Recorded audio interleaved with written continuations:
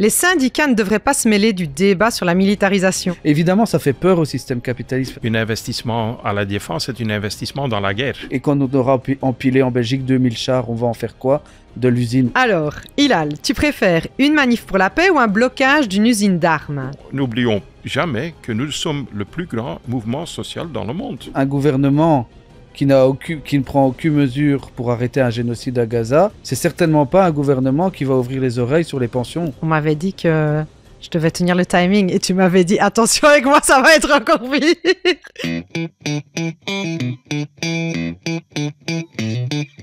Bienvenue à Studio Facto. Moi c'est Laura et je vais être votre présentatrice. Et aujourd'hui, on accueille deux invités de marque, Hilal et Luc. On va parler d'un sujet brûlant qui est la militarisation de notre société et surtout du rôle que peuvent jouer les syndicats. Je vous les présenterai plus tard, mais d'abord je voulais faire un petit message important pour vous et vous encourager de vous inscrire à notre chaîne YouTube. Facto est un média alternatif qui a pour but de répondre à la question « Comment le monde fonctionne réellement ?» C'est pour ça que vous allez trouver chez Facto des informations que vous ne trouverez dans aucun autre média traditionnel. Si vous voulez nous soutenir, n'hésitez pas et inscrivez-vous à notre chaîne YouTube. Aujourd'hui, avec nous, dans Facto, on accueille Hilal Sor, qui est secrétaire général des métallos de la FGTB, le syndicat des métallos. Et juste à côté, nous avons Luc Triangle, qui est secrétaire général de la CSI, la Confédération syndicale internationale.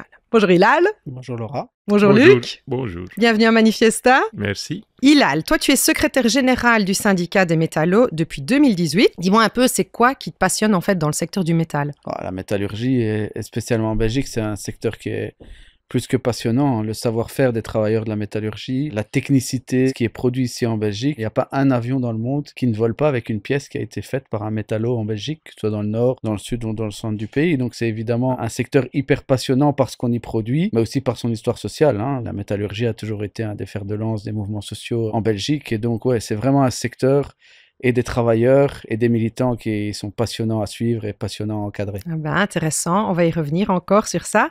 Toi, Luc, tu es donc aujourd'hui secrétaire général du CSI, c'est un syndicat mondial qui rassemble 200 millions de membres. Avant ça, tu as été secrétaire général du syndicat Industrial Europe et avant ça, tu étais engagé à la CSC et même avant ça encore chez les jeunes CSC. Ça a été quoi ton job préféré dans tout ça? Qu'est-ce que tu as préféré de faire dans ton parcours? J'ai commencé à la CSC, jeune CSC en 1984. J'ai toujours aimé beaucoup ce que j'ai fait et aussi ce que je fais aujourd'hui. Donc, il n'y a pas quelque chose qui est plus important pour moi. Je pense que le base du syndicalisme, ce sont les entreprises. Donc, ce sont les militants, ce sont les membres.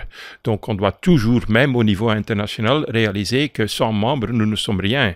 Donc, notre pouvoir, notre poids, notre capacité de réagir, ça vient de nos membres. Donc, on doit organiser les membres au niveau local. C'est ça que j'ai fait au début de ma vie syndicale. Donc, visiter des jeunes, les motiver pour s'engager au niveau, comme membre d'abord, mais aussi au niveau de l'entreprise, au niveau local, dans la région de Louvain. Donc, j'ai fait kilomètres dans la région de Louvain. Chaque soirée, chaque samedi, j'étais en cours. Donc, j'étais partout. Mais maintenant, je suis depuis 15 ans très actif au niveau européen d'abord et maintenant au niveau international. Et je pense finalement que bon, notre base, ce sont les entreprises, c'est le niveau local, mais notre terrain d'agir et de réagir, c'est l'Europe et c'est l'international. On doit nous organiser, unifier au niveau international et c'est ça que je fais maintenant. Donc, avec tous les continents, avec nos 340 syndicats au niveau national dans 170 pays, nous organisons le combat et le contre-pouvoir. On va en parler plus en détail avec le sujet de la militarisation, mais du coup, on vous a invités tous les deux, mais est-ce que vous connaissez? Très bien. Enfin, ah oui. Très bien. Racontez-nous. Près de 10 ans maintenant que... Ah oui, 10 ans. Ah oui, c'est ça.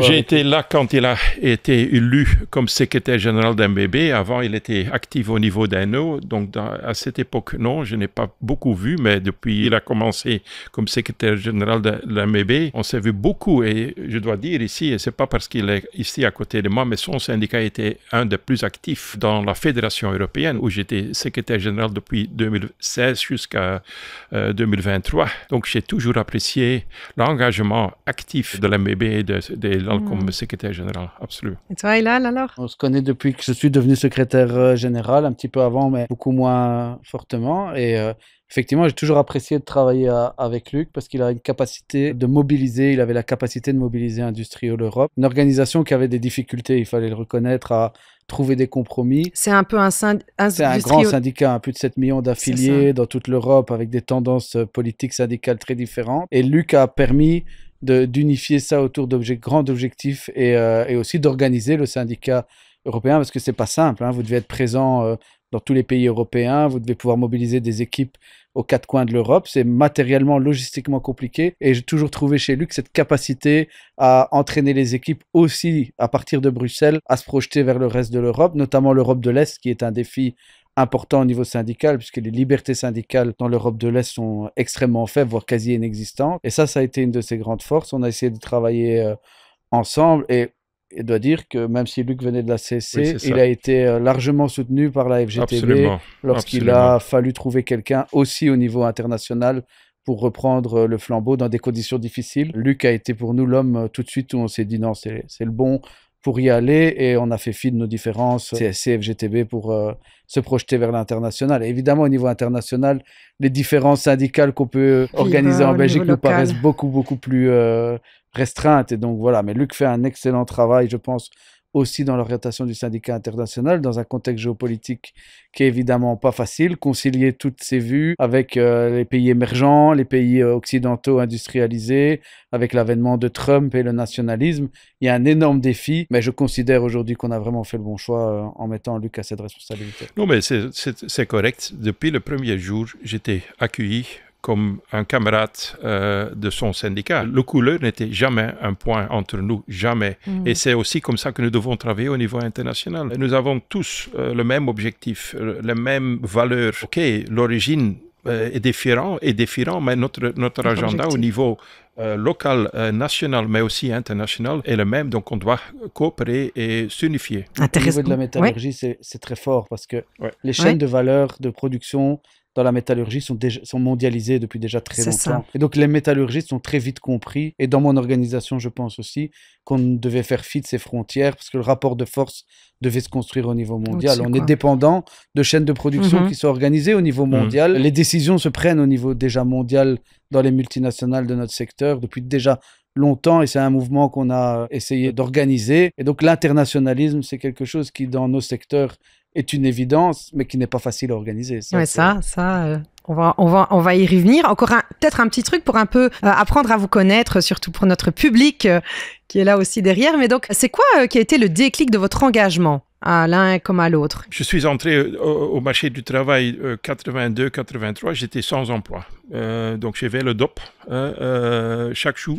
Ah oui, pointé. Avec la carte rose. Donc, moi, j'ai fait ça pendant des mois. J'ai travaillé aussi dans la métallurgie, mais à un moment donné, c'était donc le syndicat qui m'a approché. Mais avant ça, j'étais déjà actif dans les deux grandes marches pour l'emploi des jeunes, les marches des jeunes pour l'emploi, 82, je pense, et 84. J'étais dans les deux marches. Et en même temps, on avait aussi le combat contre l'installation des bombes nucléaires ici en Belgique. Oui. Les grandes manifestations de paix avec 300 000 et plus de personnes dans les rues de Bruxelles. J'étais là et donc c'est comme ça que je suis roulé un peu, je suis, peut-être c'est pas le bon mot en français. Tu t'es lancé. Je suis lancé dans le syndicalisme et mon père était ancien donc au niveau local de JOC. Donc je viens d'une famille plutôt chrétienne, social chrétien. Donc c'est comme ça que je suis entré dans la CSC. Ok. Toi, Hilal, c'est quoi un peu... Je ne pense pas avoir eu un jour un déclic en me disant c'est ça que je veux faire. Pas réveillé un jour. Non, mais je viens d'un milieu ouvrier. Mon grand-père est arrivé en Belgique, travaille dans les mines. Quand j'étais tout jeune, il est d'ailleurs mort de la silicose, de la maladie du mineur. J'ai toujours vu mon papa travailler dans la sidérurgie, ouvrier dans la métallurgie, mes oncles, les grands combats qui a eu lieu dans les grandes fermetures, les laminoirs de Gemap, Clabec. Et j'ai toujours senti ce sentiment d'injustice face au système capitaliste, d'avoir eu cette grand-père immigré qui a dû venir ici déjà parce que le système capitaliste l'y poussait et puis user sa santé pour le système capitaliste et mon père, mes oncles subir ces affres-là, devoir travailler énormément, s'user la santé au travail. Et donc j'avais toujours ce sentiment qu'il y avait une injustice et quand l'opportunité s'est présentée aussi de rencontrer des personnalités à l'université de gauche, des professeurs de gauche qui ont structuré tout ça dans une pensée autour de la lutte des classes. Dès que l'opportunité s'est présentée au niveau des métallurgistes pour les aider, et en tant que conseiller, j'ai immédiatement sauté sur l'occasion et ça n'a fait que renforcer depuis que j'y suis maintenant près de 15 ans.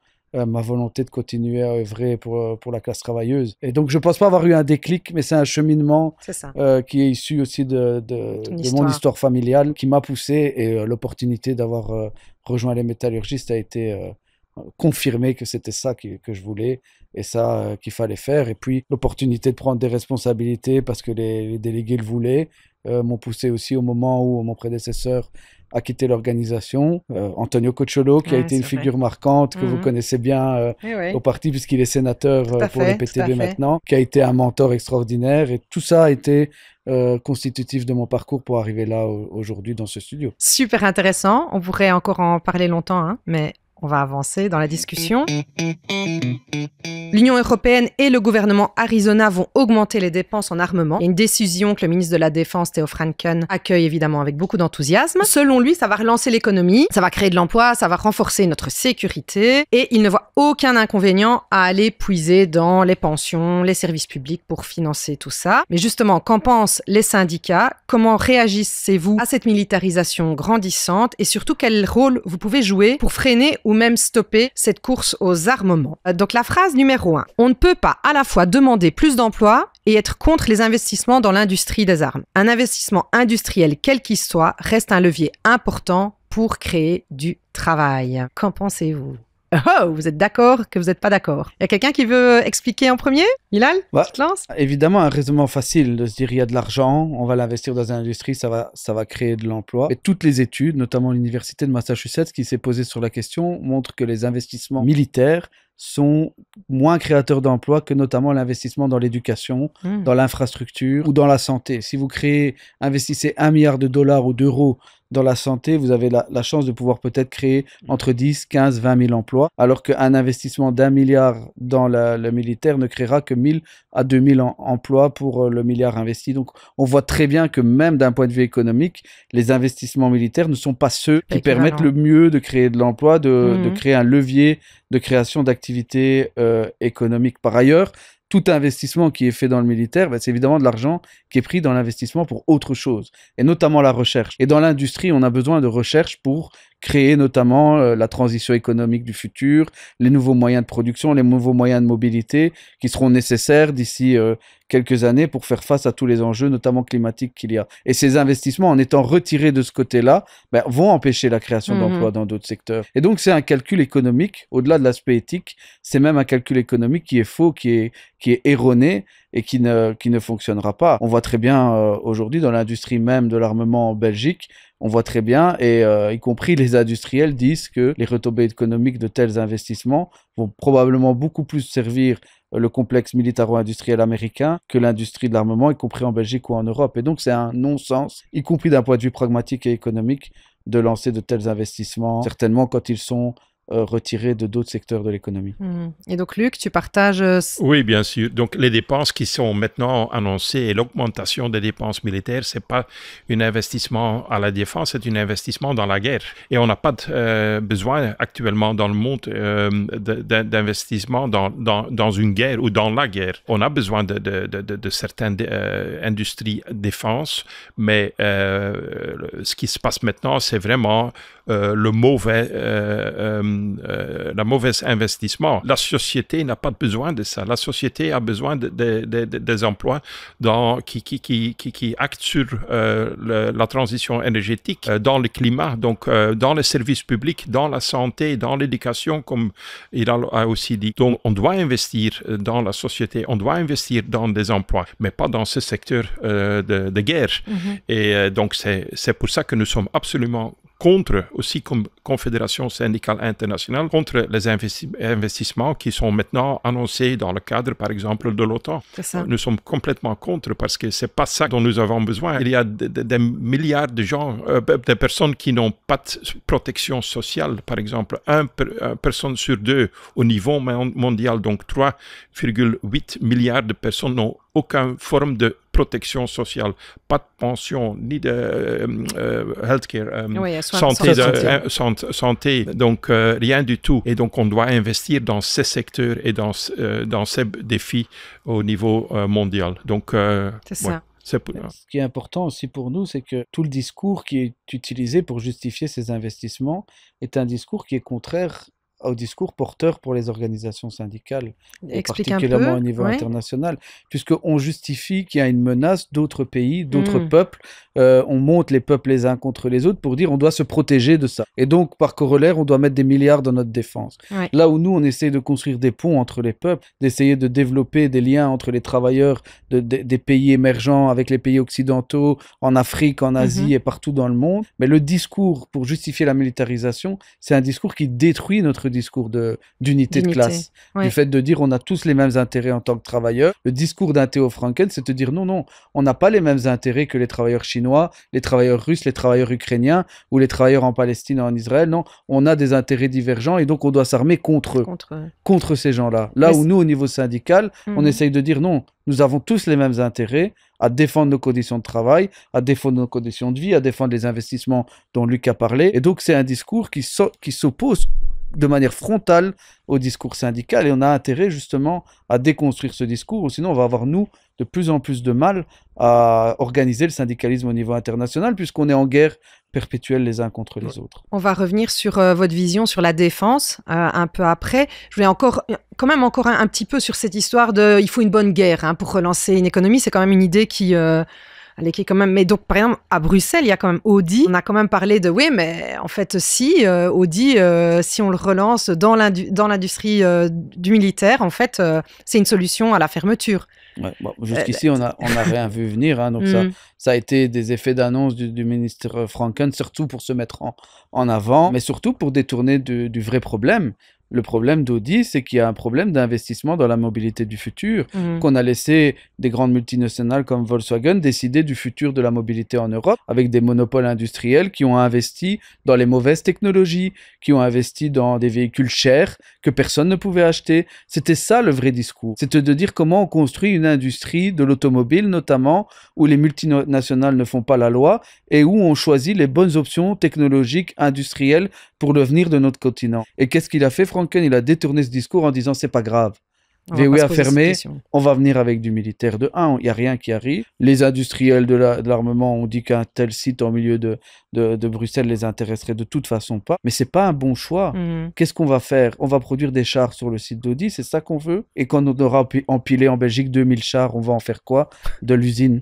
Ah oui. Elle ne servira plus à rien. Ou alors, il faudra, comme tu dis, aller vers une guerre pour les utiliser, pour devoir en reconstruire de nouveau et alors développer une industrie. Et c'est là qu'on dit que le surarmement, la surmilitarisation n'a aucune vision industrielle de long terme, puisqu'ici, on est dans un tel niveau d'armement que la seule issue, c'est de provoquer une guerre pour pouvoir maintenir cette industrie. Et alors, c'est des milliards qui seront perdus. Quand on aura empilé, je disais, plusieurs centaines de chars, plusieurs centaines de matériel militaire dans des hangars à Sterno-Kerzé, la Beauvechin, où que ce soit, ou des F-35, quel est le débouché final de cette industrie? Alors que lorsque vous avez une industrie comme l'automobile, évidemment, ça génère de la sous-traitance, de l'entretien, il faut pouvoir recycler ces véhicules à la fin, et ça génère un cycle économique qui est tout autre que le cycle économique de l'armement. Et donc, c'est un non-sens, mais le but, c'est de nous détourner des vrais problèmes, et c'est ça que fait Franken.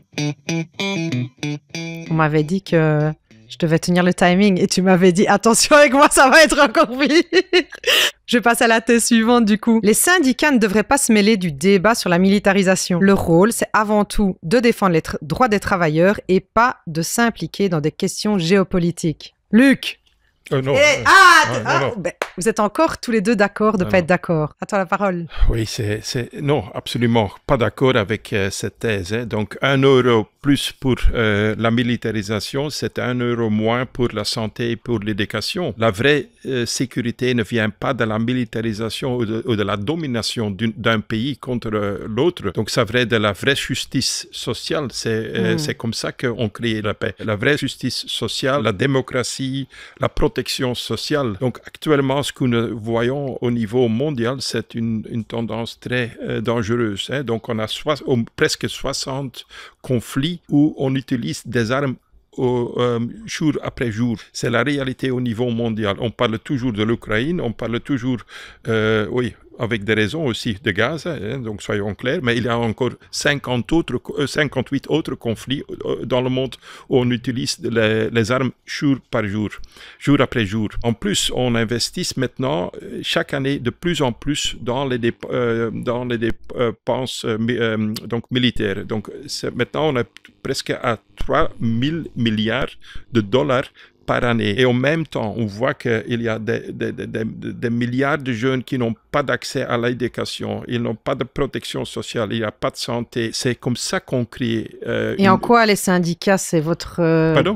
Et en quoi c'est un problème pour les syndicats? En quoi comme syndicaliste? On doit clairement dire que l'argent est là. Mais c'est un choix politique. C'est pour ça qu'on a besoin de partis comme le PTB pour faire les bons choix au niveau politique, parce que maintenant, on prend les mauvais choix. On investit dans la militarisation, mais on oublie d'investir dans les vrais défis pour le peuple et pour les gens. Et donc, c'est ça que nous devons faire. On doit transférer l'investissement dans la militarisation, on doit le transférer vers les vrais besoins des gens, donc dans les pensions, dans la sécurité sociale et tout ça. Mais on doit le faire aussi au niveau mondial. On a lancé comme CSI, International Trade Union Confederation, le principe de Common Security.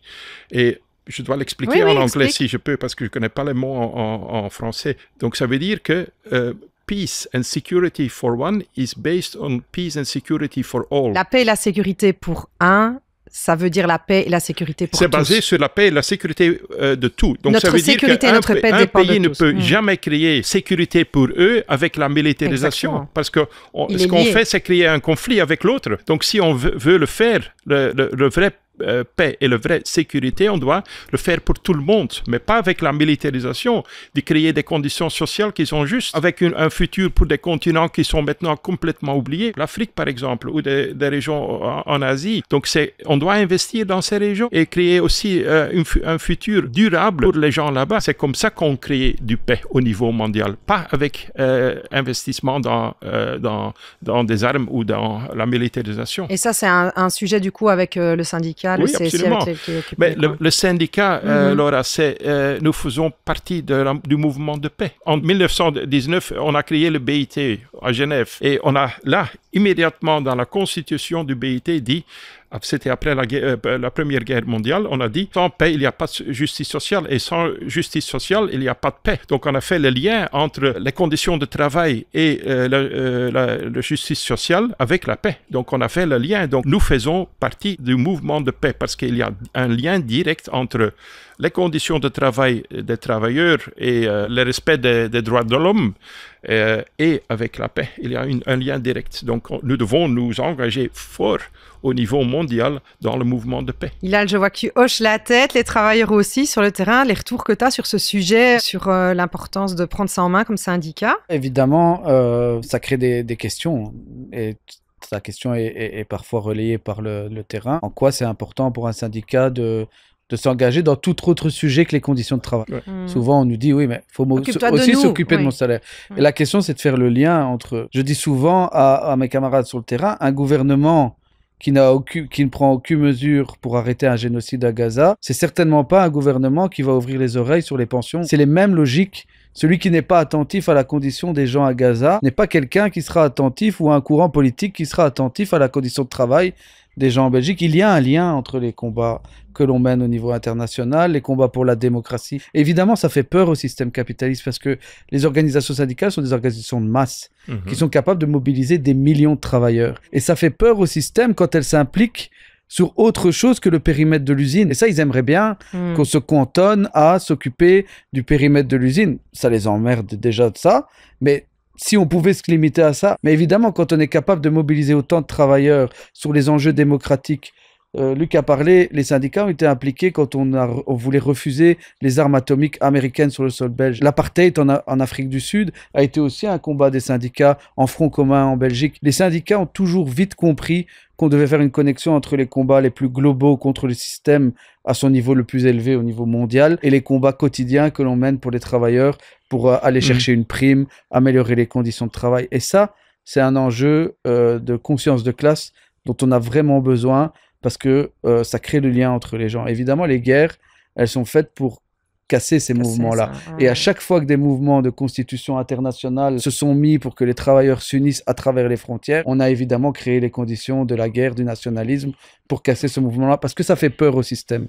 Et si je peux, je dis toujours aussi, quand je rencontre les syndicats au niveau mondial, n'oublions jamais que nous sommes le plus grand mouvement social dans le monde. Il n'y a aucun autre groupe qui peut rassembler plus de 200 millions de membres au niveau mondial. Et je dis toujours, si nous unifions, il n'y a personne qui nous peut arrêter. Unstoppable, en anglais. Donc c'est ça. Et nous devons nous réaliser que nous avons beaucoup de poids, que nous avons beaucoup de pouvoir, mais en unité. Exactement. Ça donne même de l'espoir déjà, c'est hyper riche. Non, mais c'est hyper intéressant ce que vous nous partagez là. On va passer à la troisième phrase du coup. La diplomatie est un meilleur investissement que l'armement. Vous êtes d'accord? Qui veut commencer?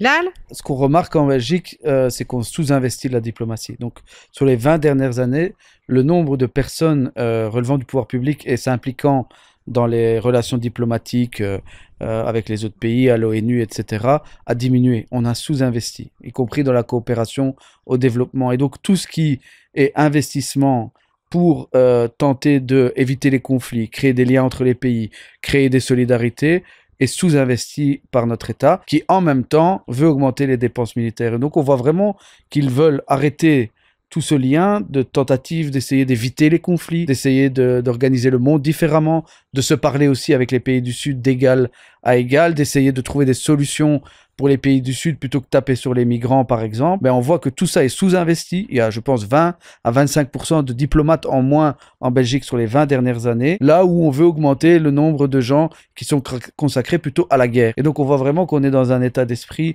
il faut investir dans la diplomatie. Toutes les initiatives de paix doivent être soutenues et je pense qu'à chaque fois que des initiatives de paix sont prises, le mouvement syndical international doit les soutenir, que ce soit pour résoudre le conflit en Ukraine, que ce soit pour faire arrêter le conflit, le génocide à Gaza. Toutes les initiatives diplomatiques, on voit qu'Israël a cassé les initiatives diplomatiques, le peu d'initiatives diplomatiques qu'il y avait pour essayer de libérer les otages, là où notre gouvernement met des conditions impossibles à la reconnaissance de l'État palestinien, pour la même raison que ces otages. On voit même que c'est complètement aberrant, puisqu'Israël lui-même attaque toutes les possibilités de sortir ses otages et de sauver ses otages. Et donc, on doit investir dans la diplomatie. Et le plus grand mouvement de diplomatie internationale, c'est le syndicat. C'est le syndicat qui est aujourd'hui représenté par lui. On a besoin de coopération et de dialogue et pas de confrontation. Et donc, c'est pour ça aussi que nous sommes très présents au niveau international. On a besoin de plus de Nations Unies et pas de moins de Nations Unies à ce moment. On a des défis énormes au niveau géopolitique. Donc, on doit investir dans la diplomatie, dans le dialogue. Moi, je serai, fin de la semaine prochaine, je serai à New York, l'Assemblée générale des Nations Unies. J'ai mon programme, j'ai mes points de vue. Par exemple, sur le conflit le génocide à Gaza, on joue notre rôle là-bas comme le plus grand mouvement social. On est aussi respecté et on demande aussi le respect au niveau international. Parce que ce qui se passe maintenant, c'est qu'il y a des leaders mondiaux, par exemple dans les États-Unis, qui n'ont aucun respect pour les autres. Et donc, ça, c'est aussi une des raisons pour lesquelles nous avons maintenant la guerre en Ukraine. On n'a pas respecté certains pays après le changement début des années 90. Donc, respect, dialogue, coopération et pas de domination. Donc, le monde n'a pas de besoin de certains pays qui se profilent comme être dominantes. Non, on n'a pas besoin de ça. Donc, on doit vraiment investir dans le dialogue. Et c'est pour ça aussi, au niveau du BIT, mais aussi au niveau des Nations Unies, que nous disons et continuons à dire d'investir dans les Nations Unies, mais aussi dans plus de démocratie dans les Nations Unies, par exemple. Parce que maintenant, tout le pouvoir, c'est dans le Security Council, le Conseil de sécurité. C'est 7 ou 8 pays qui décident tout. Non, on doit investir plus dans l'Assemblée générale. Parce que les pays peuvent parler là-bas, mais ils n'ont pas de pouvoir. L'Assemblée générale, c'est finalement le Security Council qui peut décider. Non, on doit changer aussi les Nations Unies. Mais on a besoin de plus de Nations Unies. Ça, c'est clair.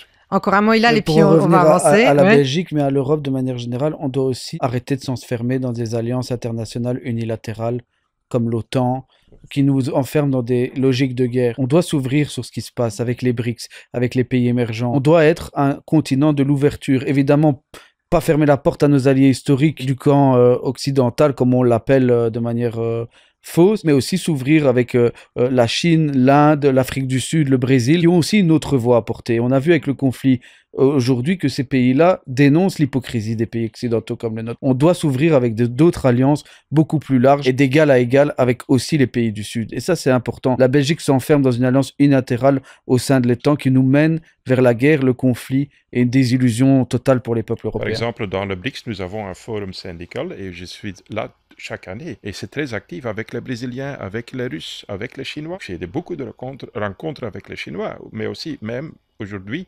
encore avec les Russes, mais aussi avec les autres pays, l'Inde par exemple. Donc c'est très important de nous engager et la CSI est aussi reconnue par les Russes, par les Chinois comme le leader, l'organisation syndicale qui est en charge du syndicalisme international. Dialogue.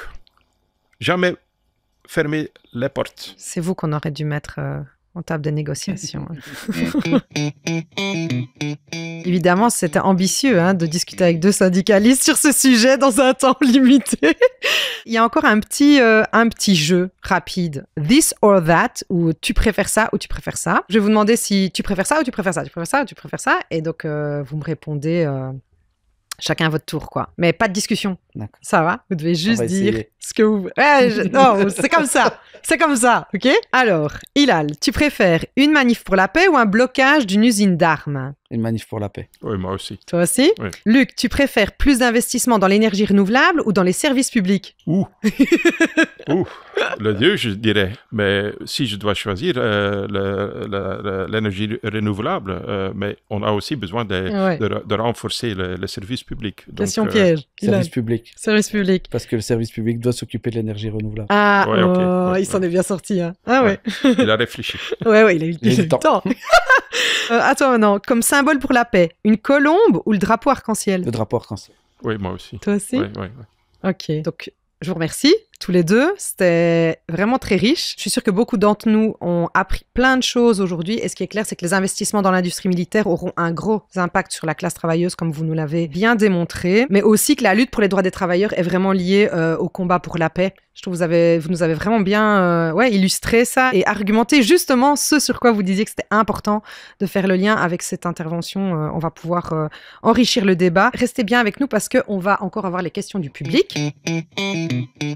Si vous êtes toujours là, c'est que vous cherchez des infos vraiment pertinentes, celles qu'on ne trouve pas dans les médias classiques. Alors j'ai un conseil pour vous, abonnez-vous dès maintenant à notre chaîne YouTube. Parce que ici, chez Facto, notre but, c'est de comprendre le monde pour le changer. Je vais donc prendre maintenant quelques questions. Bon, à vous de voir qui veut y répondre. La première question que j'ai, c'est, il y a un manque, il y a une crise des valeurs chez les jeunes, aussi dû au chômage. Et donc, est-ce que ce serait quand même pas mieux pour donner justement un cadre et des valeurs et aussi un revenu que les jeunes fassent justement leur service militaire comme carrière pour pouvoir compenser à tout ça? Je suis pas d'accord avec l'idée qu'il y a une crise de valeurs générale chez les jeunes. Ça, c'est quelque chose qui est aussi propagé de manière fausse. J'étais dans la rue de Bruxelles pour Gaza et j'ai vu des jeunes et des jeunes. Je pense qu'ici à Manifestia, il y a un fort village organisé par les jeunes qui s'organise aussi pour la paix, pour la Palestine. Cette idée que les jeunes ne s'investissent plus ou qu'ils n'ont plus de valeur, au contraire, je trouve que les jeunes sont aujourd'hui beaucoup plus attentifs qu'avant au monde qui les entoure, aussi parce qu'ils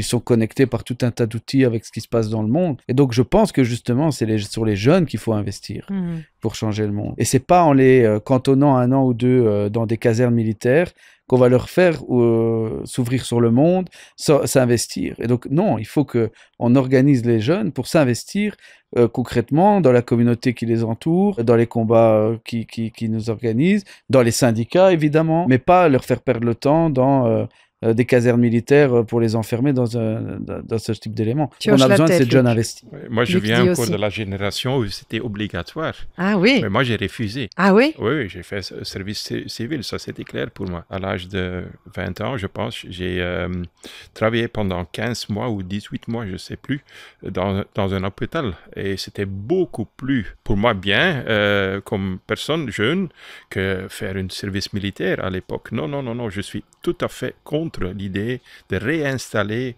un service militaire obligatoire pour les jeunes. Et je suis aussi d'accord avec Hilal, on doit être fiers sur nos jeunes d'aujourd'hui. Ils sont je dirais, même plus engagés parce qu'ils savent tous aussi ce qui se passe dans le monde avec leur GSM et tout ça. Donc, ils sont bien au courant. Non, je vois beaucoup d'engagement, mais peut-être différent avec il y a 30 ans, mais quand même, non, ils sont très engagés. Moi, je ne vois aucune crise de valeur, pas du tout. Merci. Deuxième question qu'on a reçue. Très concrète, qu'est-ce qu'on peut faire comme travailleur sur notre lieu de travail pour justement lutter contre la militarisation? Je pense qu'on doit s'engager au niveau syndical parce que le syndicat a un agenda de paix. Et donc, raising awareness. Augmenter la conscience? Oui, augmenter la conscience, travailler dans l'équipe de militants au niveau de l'entreprise, travailler aussi avec le syndicat au niveau local.